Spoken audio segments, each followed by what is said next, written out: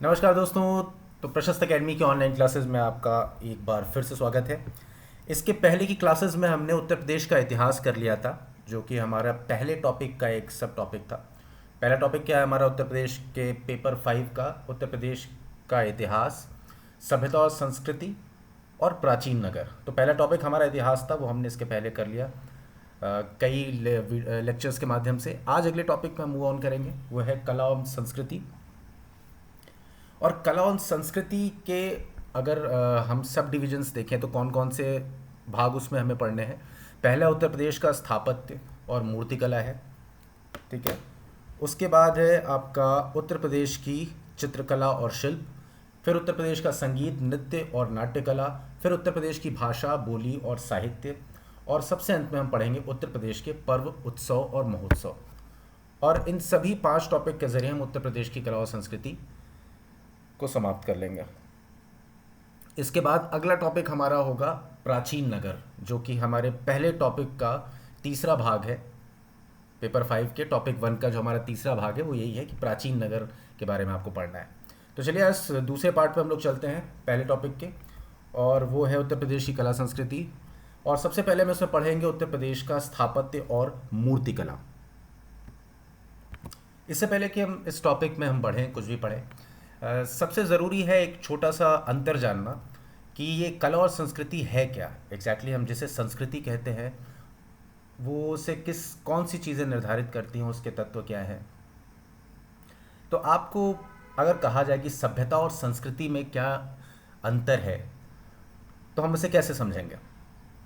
कई बार हम इसे समानार्थी समझ लेते हैं कि सभ्यता और संस्कृति एक ही चीज़ है, लेकिन दोनों में एक बड़ा मूलभूत अंतर है कि सभ्यता जहाँ किसी भी अगर हम सिविलाइजेशन की बात करें तो उसके जो मूर्त तत्व हैं, है ना, उसके जो बाहरी तत्व हैं, जो जिन्हें एक्सप्रेस किया जाता है, मूर्त रूप प्रदान किया जाता है, उसे हम सभ्यता के रूप में जानते हैं, और उसी के आंतरिक मूल्यों को हम संस्कृति के रूप में जानते हैं।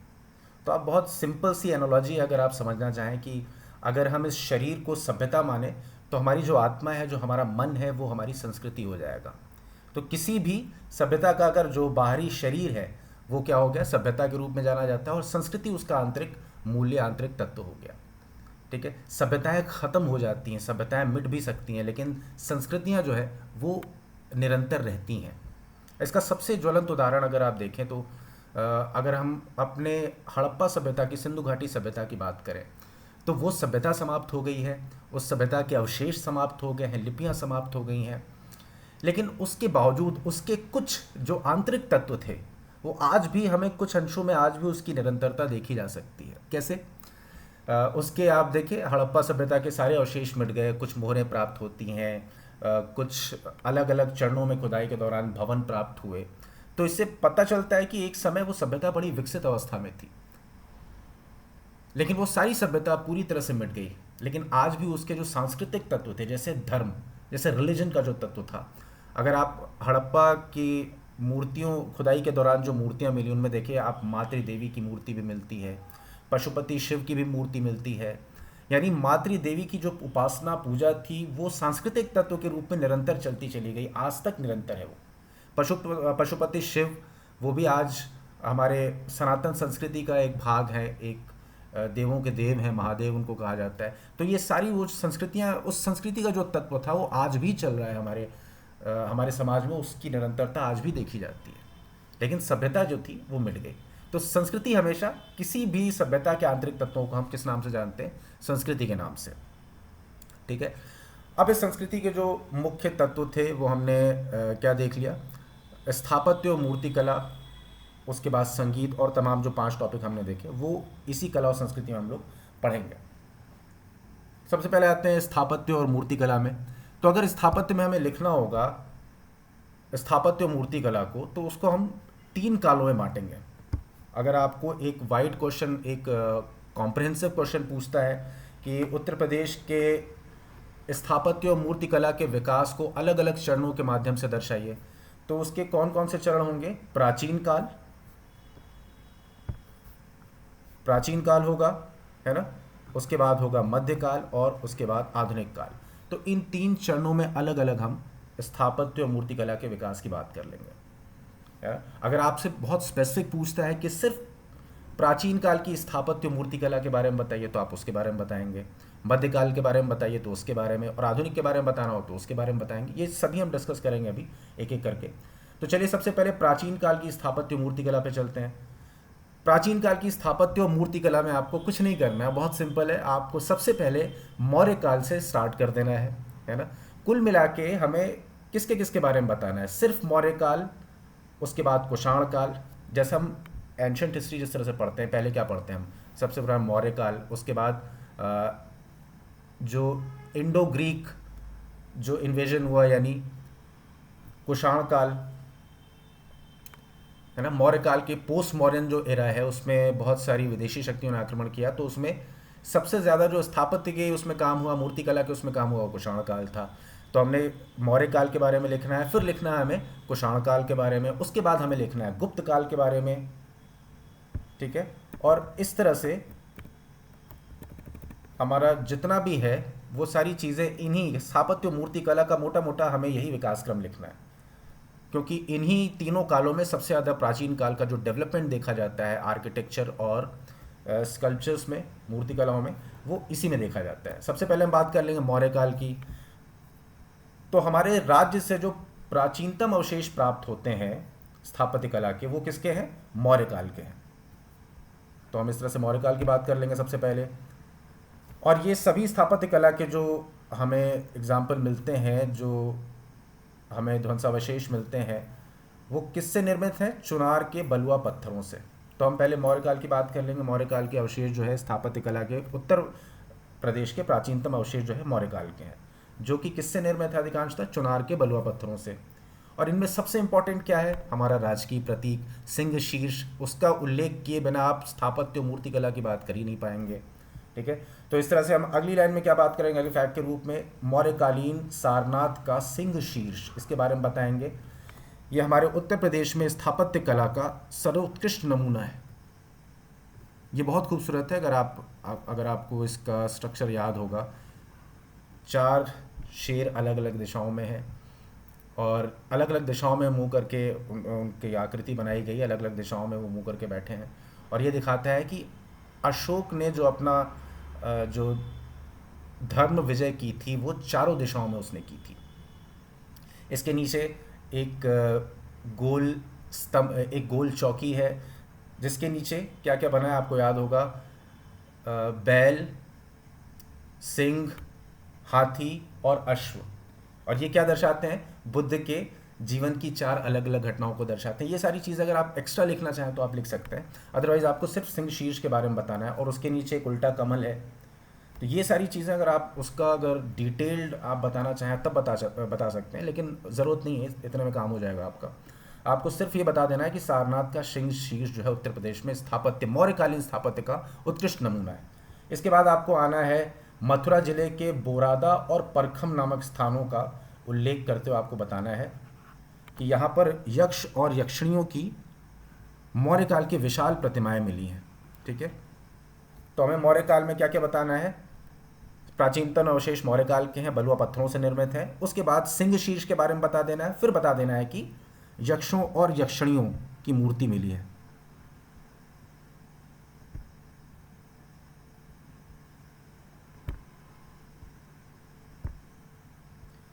ठीक है, ये थोड़ा सा टेक्निकल ग्लिच, ओके।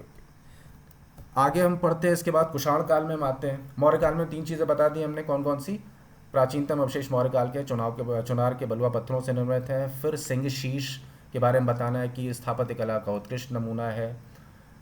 और उसके बाद मथुरा जिले में यक्ष और यक्षिणियों की मौर्य काल की प्रतिमाएं प्राप्त हुई हैं। ये शायद अशोक के काल की प्रतिमाएं कही जाती हैं। इसके बाद कुषाण काल में आइए। कुषाण काल में हमको पता है कि कुषाणों की दूसरी राजधानी जो थी वो कौन सी थी, मथुरा। और मथुरा में उस समय बहुत ज़्यादा मूर्तियों का काम शुरू हुआ, और मूर्तियों के लिहाज से अगर कहा जाए तो कुषाण काल एक तरह से आपका स्वर्ण काल माना जा सकता है।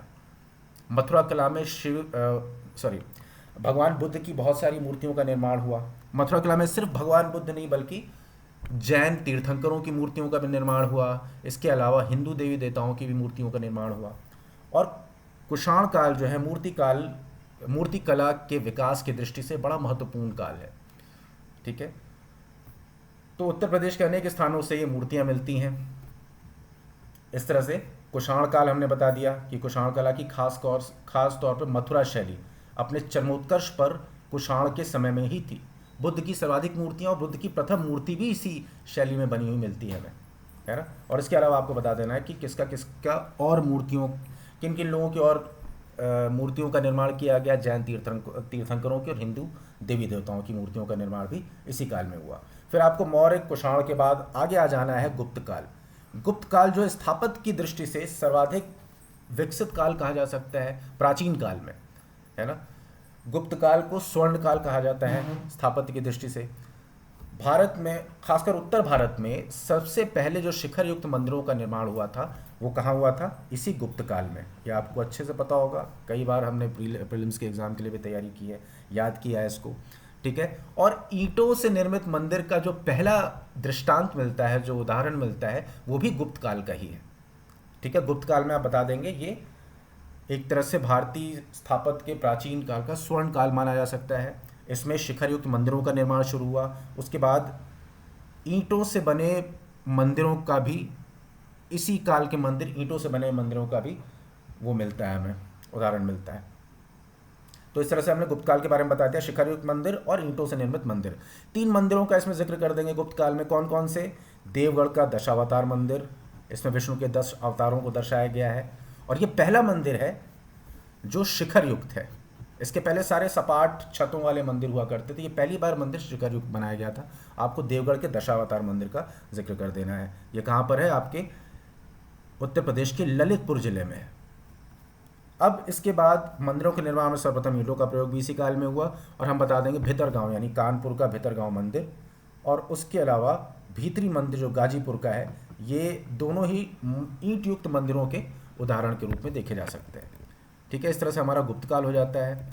गुप्त काल में ही मथुरा और सारनाथ में भी बुद्ध और बोधिसत्वों की अनेक सुंदर मूर्तियों का निर्माण हुआ है। अगर आप सारनाथ कभी घूमने जाएं तो वहाँ पर भगवान बुद्ध की जितनी प्रतिमाएं, उस समय विशाल प्रतिमाएं, खूबसूरत प्रतिमाएं जो बनी हुई हैं अलग अलग मुद्राओं में, जैसे आपका भूमि स्पर्श मुद्रा है और धर्म चक्र प्रवर्तन वाली जो मुद्रा है, इन दोनों ही मुद्राओं की जो आपको मूर्तियां मिलेंगी वो सभी की सभी गुप्त काल की मूर्तियां हैं।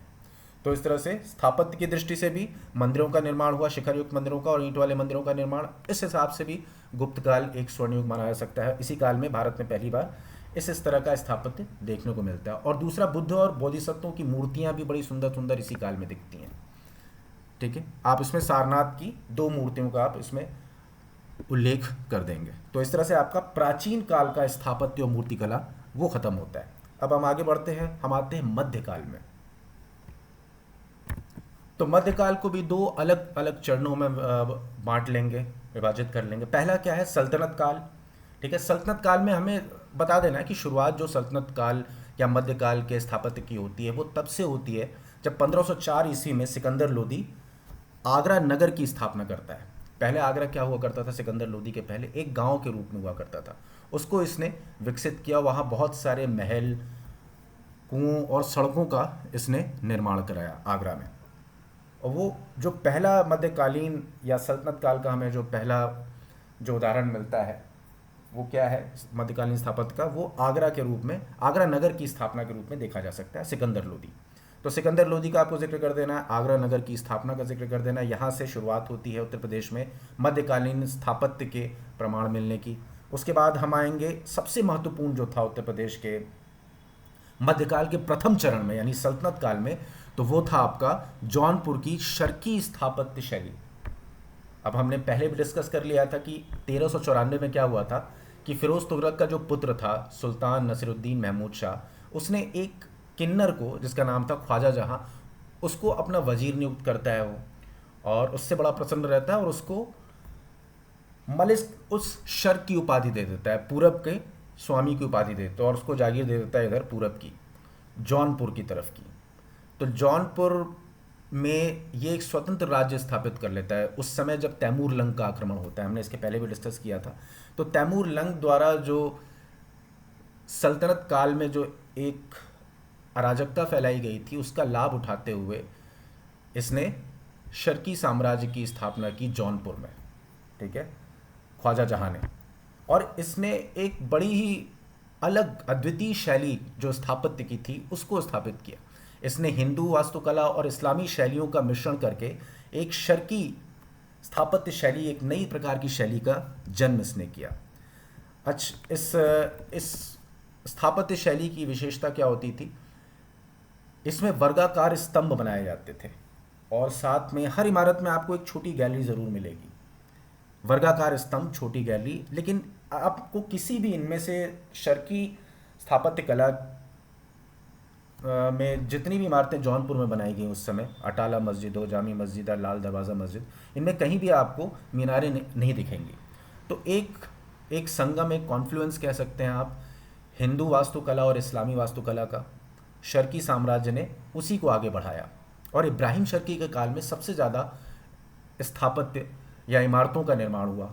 इब्राहिम शर्की ने बड़ा आगे इसको बढ़ाया, शर्की साम्राज्य को, और करीब 100 साल के शासनकाल में इसने बड़ी बड़ी अच्छी इमारतें बनाई जौनपुर में। उनमें से सबसे इम्पोर्टेंट कौन कौन सी हैं? लाल दरवाज़ा मस्जिद, अटाला मस्जिद और जामी मस्जिद। अटाला मस्जिद के बारे में कहा जाता है कि अटाला मस्जिद एक मंदिर हुआ करता था पहले, जिसे तोड़कर वहाँ पर मस्जिद का निर्माण कराया गया। और ये मंदिर बनवाया था राजा विजेंद्र ने अपने समय में, लेकिन उसको तोड़कर फिर यहाँ पर अटाला मस्जिद का निर्माण कराया गया। तो कौन कौन सी इसकी मुख्य इमारतें, इनका हम नाम ले लेंगे। झंझीरी मस्जिद, लाल दरवाज़ा मस्जिद और जामी मस्जिद, इन तीनों का निर्माण भी वहाँ पे हुआ और इन सभी का निर्माण अटाला मस्जिद की नकल पर कराया गया, जिनमें हिंदू शैली का प्रभाव दिखता है। ठीक है, तो हमने ये दो तरह के स्थापत्य की बात कर ली सल्तनत काल में। पहला, सिकंदर लोदी के बारे में बता दिया कि आगरा नगर की स्थापना की उसने, बहुत सारे महल, कुओं और सड़कों और मस्जिद का निर्माण कराया। ठीक है, और इसके बाद हम बताएंगे अगले चरण में शर्की स्थापत्य शैली के बारे में। तो शर्की स्थापत्य शैली को आप बता देंगे कि 1394 में जो नासिरुद्दीन महमूद शाह था, फिरोजशाह तुगलक का पुत्र, उसने अपने जो वजीर था, जो कि किन्नर था, उसको मलिक उस शर की उपाधि दी। उसको ये जौनपुर का क्षेत्र सौंप दिया उसकी जागीर के रूप में। वहाँ पर उसने शर्की राजवंश की, एक स्वतंत्र राजवंश की स्थापना की, तैमूर लंग के आक्रमण का लाभ उठाते हुए। आपको याद होगा 1398 तैमूर लंग का आक्रमण हुआ था। उसके बाद वहाँ पर इसने हिंदू और इस्लामी वास्तुकला का मिश्रण करते हुए एक शर्की स्थापत्य कला की एक अलग विधा प्रचलित कर दी और उसके आधार पर बहुत सारी इसने इमारतें बनाई। अनेक मस्जिद और मकबरों का भी निर्माण कराया इसने, और इसे शर्की शैली के नाम से जानते हैं। इसका विशेषता क्या थी? इसमें मीनारें नहीं होती थी, वर्गाकार स्तंभ और छोटी गैलरी उपस्थित होती थी सभी में। आप नाम ले लेंगे 2-3, अटाला मस्जिद, जामी मस्जिद और लाल दरवाज़ा मस्जिद। इस तरह से आपका सल्तनत कालीन जो है स्थापत्य वो ख़त्म होता है। सल्तनत कालीन के बाद जो मुग़ल कालीन स्थापत्य, उसको हम अगर मध्यकाल में देखें तो हमारे यहाँ स्थापत्य कला का जो है वो स्वर्ण युग कहा जाता है। ख़ास तौर पर शाहजहाँ का युग जो था वो स्थापत्य कला का स्वर्ण युग माना जाता था। तो अब आगे बढ़ते हैं, हम देख लेते हैं मुग़ल काल में कौन कौन से राजाओं का हमें नाम लेना, उनकी बनाई गई कौन सी इमारतों का नाम लेना है। तो सबसे पहले जो मुग़ल काल में आता है वो है अकबर। तो आपको कहाँ से स्टार्ट करना है मुग़ल काल में? अकबर से। अच्छा, पहले आपको बता देना है कि इस पूरी जो मुग़ल काल की जो शैली थी वो भी एक तरह से हिंदू और इस्लामी दोनों स्थापत्य कलाओं का एक मिश्रण था। और इस पूरी मुग़ल स्थापत्य शैली की दो विशेषताएं थीं। पहला तो पित्रादुरा शैली आपने सुनी होगी, जो सबसे बड़ी विशेषता मानी जाती है मुग़ल काल की। इसमें क्या होता था? संगमरमर के पत्थरों पर वहाँ पर हीरे जवाहरात की जड़ाई की जाती थी, उनको जड़ा जाता था उसमें, और इसी शैली को पित्रादुरा शैली कहते हैं।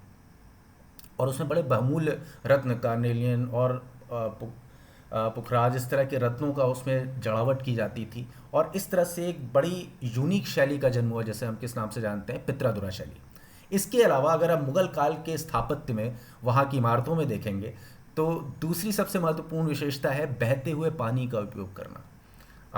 आपने से बहुत सारे लोगों ने हो सकता है दिल्ली का लाल किला जब विज़िट किया होगा, तो वहाँ पर इस तरह के आपको कमरों के नीचे बहते हुए पानी का स्रोत आपको ज़रूर मिलेगा, ताकि उसको ठंडा रखा जा सके।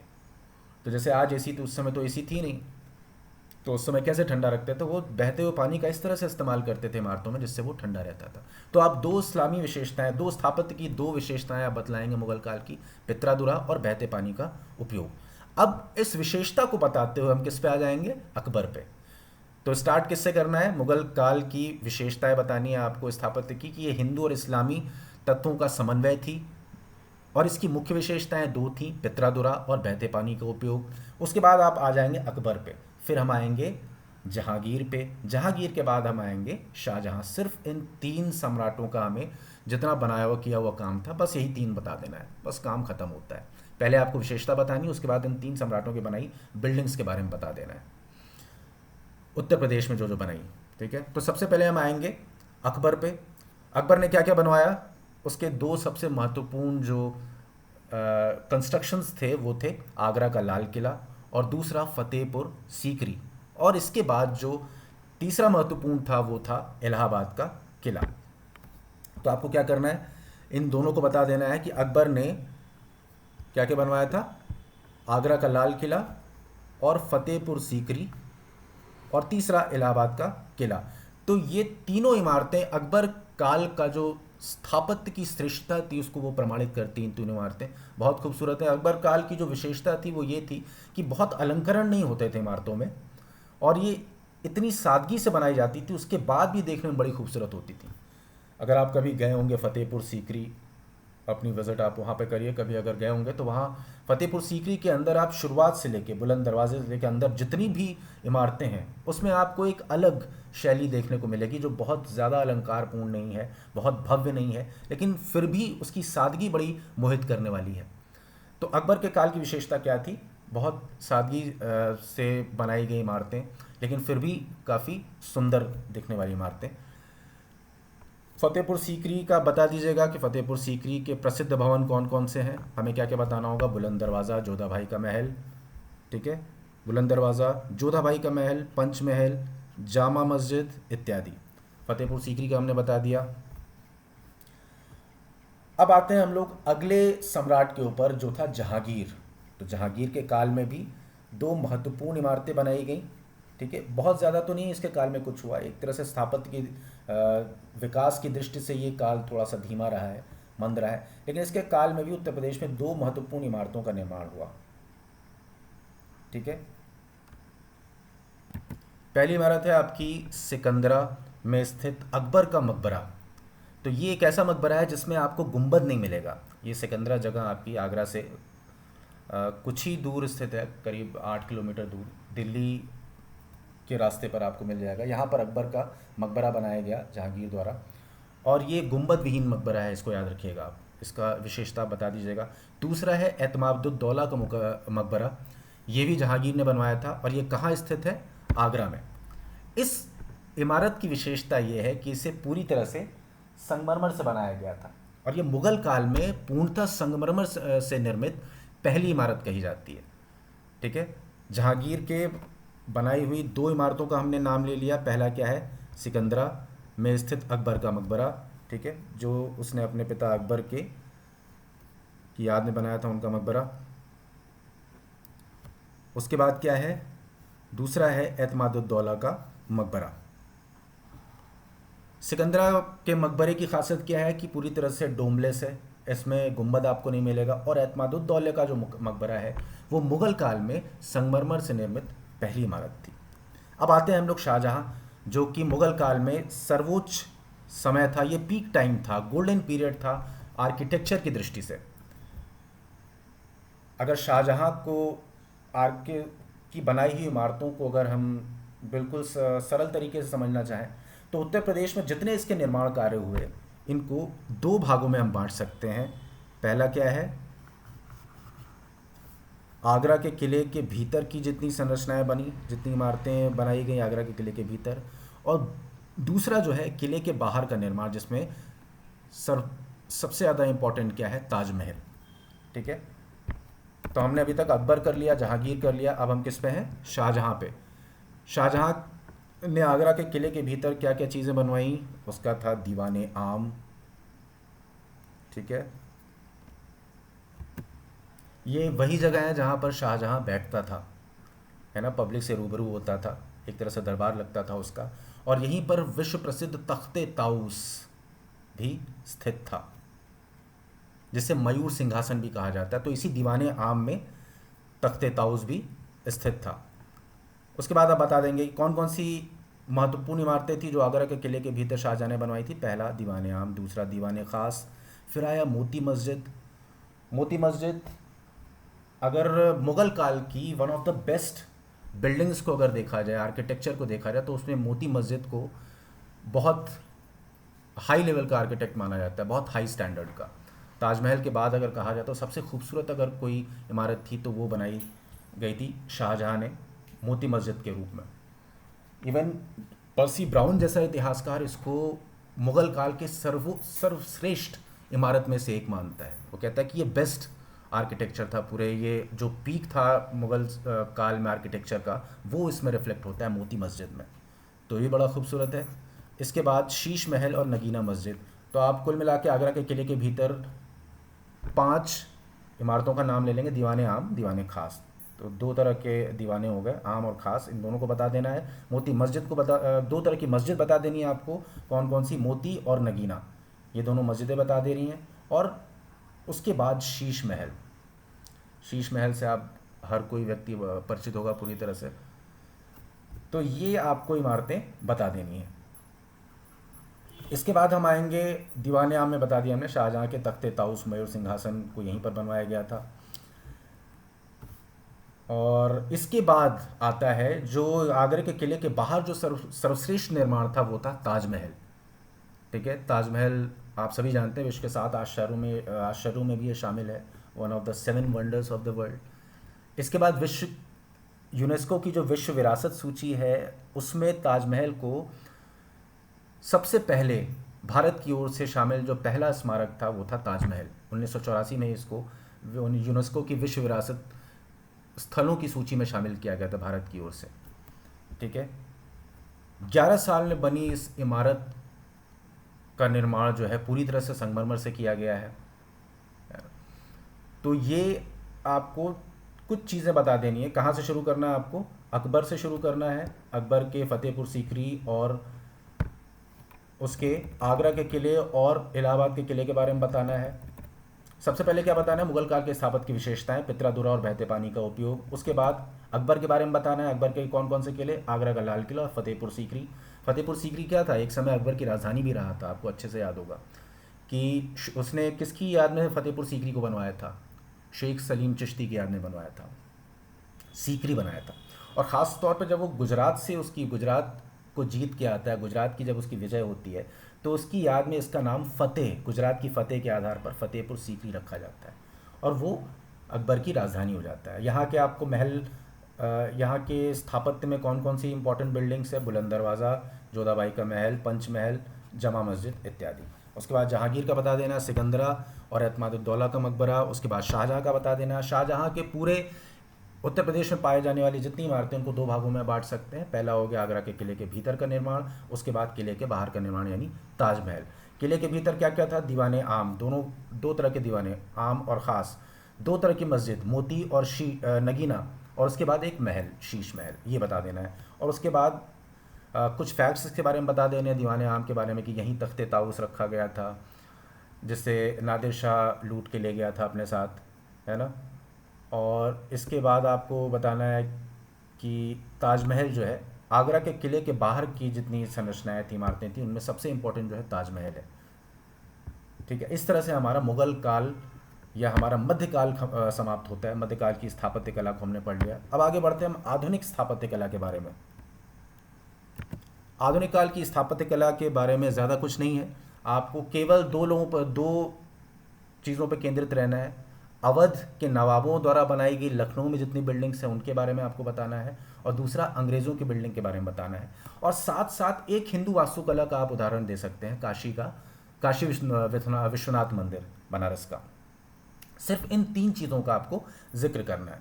ठीक है, तो इसके बारे में हम क्या जानते हैं कि उत्तर प्रदेश की आधुनिक स्थापत्य कला किस पे केंद्रित थी? अवध के नवाबों और अंग्रेज़ों पर केंद्रित थी।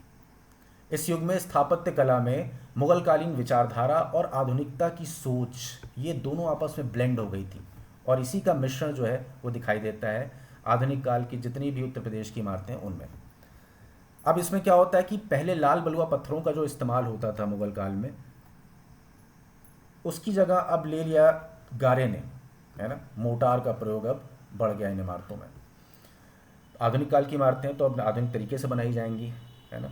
तो गारे का निर्माण उसमें बढ़ गया, मोटार का इस्तेमाल बढ़ गया। उसके बाद आप बता देंगे कौन कौन सी प्रमुख इमारतें हैं इस काल की। तो इस काल की जितनी इमारतें हैं सब लखनऊ में नवाबों की बनवाई इमारतें हैं। हमने पहले भी देखा था नवाबों की पूरी उसमें कि लखनऊ की जितनी आज स्थापत्य की आर्किटेक्चर की जो सुंदर इमारतें हैं सब नवाबों ने बनवाई हैं। जैसे बड़ा इमामबाड़ा और रूमी दरवाज़ा, ये दोनों किसका बनवाया हुआ है? ये बनवाया गया है आसफुद्दौला ने। तो आपको सिर्फ दो लोगों की बनाई हुई इमारतों का नाम ले लेना है। आसफुद्दौला द्वारा बनाया गया बड़ा इमामबाड़ा और रूमी दरवाज़ा। उसके बाद मोहम्मद अली शाह द्वारा बनाया गया छोटा इमामबाड़ा। बस इन दो नवाबों की बनाई हुई इमारतों का आपको नाम ले लेना है। पहला है अवध के नवाब आसफुद्दौला, जिसके बारे में प्रसिद्ध कथन था कि जिसको न दे मौला उसको दे, आसफुद्दौला। और दूसरा बनवाया गया अवध के नवाब जो थे मोहम्मद अली शाह, उनका बनवाया गया छोटा इमामबाड़ा। उसके बाद हम आते हैं हिंदू वास्तुकला में। हिंदू वास्तुकला का अप्रतिम उदाहरण किसको माना जा सकता है? वाराणसी का, बनारस का काशी विश्वनाथ मंदिर। ये बड़ा पुराना मंदिर है और बहुत पहले कहा जाता है कि विक्रमादित्य नाम के एक राजा हुए थे, उनको ये मंदिर बहुत पहले बनाया गया था उनके द्वारा। फिर बाद में हरिश्चंद्र, राजा हरिश्चंद्र ने भी इस मंदिर को बनाया, उसकी बहुत सारी इमारतों का निर्माण कराया। लेकिन क्या हुआ कि कुतुबुद्दीन अपने समय में कुतुबुद्दीन ऐबक ने इस मंदिर को तोड़ा पहले तो। उसके बाद फिर आता है 1669 में औरंगज़ेब, वो भी इस मंदिर को तोड़ देता है। अब इसका जीर्णोद्धार जो करवाने का श्रेय लिया वो किया महारानी अहिल्याबाई ने। अहिल्याबाई होलकर थी, उन्होंने 1777 से 80 के बीच इसका जीर्णोद्धार करवाया इस मंदिर का। और आगे चलकर महाराजा रणजीत सिंह ने मंदिर के शिखर पर सोने की चादर चढ़वा दी। तो इस तरह से हम हिंदू वास्तुकला का उदाहरण बता देते हैं, बनारस का काशी विश्वनाथ मंदिर। उसके बाद अगर हम अंग्रेज़ों, तीसरा जो सब पार्ट है वो अंग्रेज़ों का था कि अंग्रेज़ों की भी बनाई हुई इमारतों का जिक्र करना है। तो अंग्रेज़ों के द्वारा बनाई गई जो सबसे इम्पॉर्टेंट है सारी इमारतों में वो है लखनऊ में स्थित विधान भवन या काउंसिल हाउस, जो इंडो यूरोपियन वास्तुकला का अद्भुत उदाहरण माना जा सकता है। ठीक है, इस तरह से हमने आधुनिक काल की स्थापत्य कला में किसका किसका कर लिया। सबसे पहले हम क्या बताते थे कि इस काल में जो स्थापत्य कला थी वो पूरी तरह से नवाबों और अंग्रेज़ों पर केंद्रित थी। आपको नवाबों का बता देना कि कौन कौन से बिल्डिंग्स उन्होंने बनाई। तो बता दीजिए कि अवध के नवाबों में आसफुद्दौला ने जहाँ एक और बड़ा इमामबाड़ा और रूमी दरवाज़ा जैसी खूबसूरत और प्रसिद्ध इमारतों का निर्माण कराया, वहीं पर नवाब मोहम्मद अली शाह ने छोटा इमामबाड़ा जैसी खूबसूरत इमारत का निर्माण कराया। फिर आपको बता देना है किसके बारे में? हिंदू वास्तुकला के बारे में। इसमें आपको बताना है किसके बारे में? बनारस के काशी विश्वनाथ मंदिर के बारे में। आप बता दीजिए इसकी कहानी कि किस तरह से औरंगजेब ने इसको तोड़ा, फिर अहिल्याबाई ने इसका जीर्णोद्धार कराया, फिर महाराजा रणजीत सिंह ने इस पर सोने की चादर चढ़ा दी। फिर लास्ट में आपको बताना है कि अंग्रेज़ों द्वारा बनाई गई इमारत, जो सर्वश्रेष्ठ इमारत जिसको माना जा सकता है उत्तर प्रदेश में स्थित, वह है लखनऊ में विधान भवन या काउंसिल हाउस। तो ये भी इंडो यूरोपियन आर्किटेक्चर यानी भारतीय यूरोपीय वास्तुकला का अद्भुत उदाहरण है। इस तरह से हमारा आज का स्थापत्य कला और मूर्ति कला का जो खंड था वो ख़त्म होता है। अब हम मिलेंगे अगले लेक्चर में उत्तर प्रदेश की चित्रकला और शिल्प के ऊपर एक लेक्चर के साथ। अगले वीडियो में हम मिलते हैं आपके साथ। तब तक के लिए जय हिंद।